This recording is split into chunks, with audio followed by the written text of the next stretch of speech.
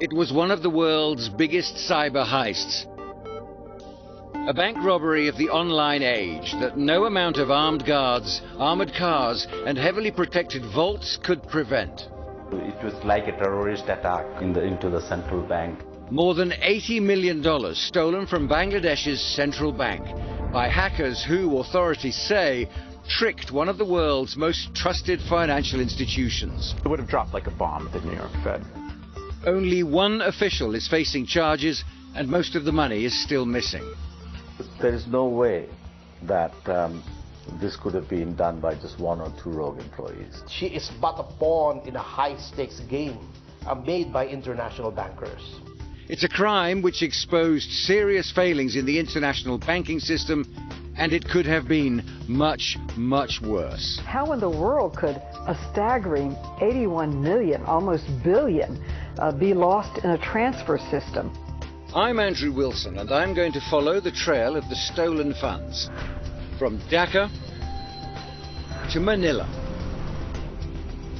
and New York to find out how the hackers did it and ask who was behind the heist and could it happen again.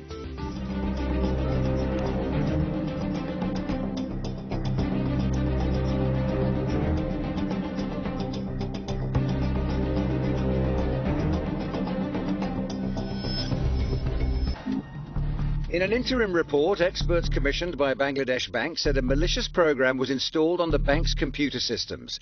The malware, possibly delivered via an infected email, collected passwords and usernames and covered its own tracks.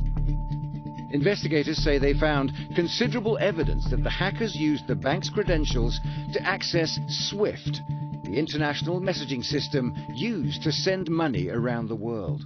The hackers then generated 35 requests to transfer funds from Bangladesh Bank's account with the Federal Reserve Bank of New York. The orders came close to $1 billion. Most of the requests were blocked, but 4 did get through, and as a result, almost $81 million was sent to accounts at a bank called RCB. Didn't get the bank accounts of anybody. Almost $15 million has been recovered, according to the official Philippine Senate report, some of it handed over by Kim Wong, who denied knowing it was stolen. The AMLC says Philrem still holds $17 million of the stolen money and is suing for its return. The company denies it has the money. Almost $50 million has been traced to casinos and gambling junket operators, according to the AMLC investigation. But none of that $67 million has been recovered.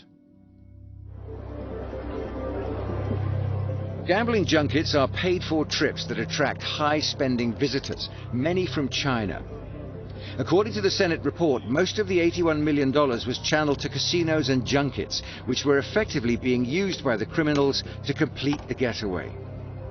It said tens of millions of dollars from the heist were used to buy chips that were gambled by junket groups on Manila's tables. According to the inquiry, one group had known winnings of more than $5 million, but the junket operators could have made much more than that. The casinos denied knowing where the money came from, and it's not known whether the gamblers knew the money they borrowed to play was stolen.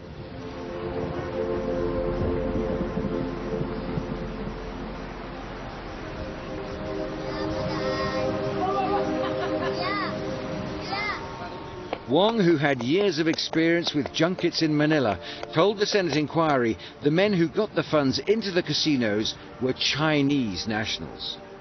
Gao Shuhua, who he'd known for 8 years, and Ding Zhezhe, who was based in Macau.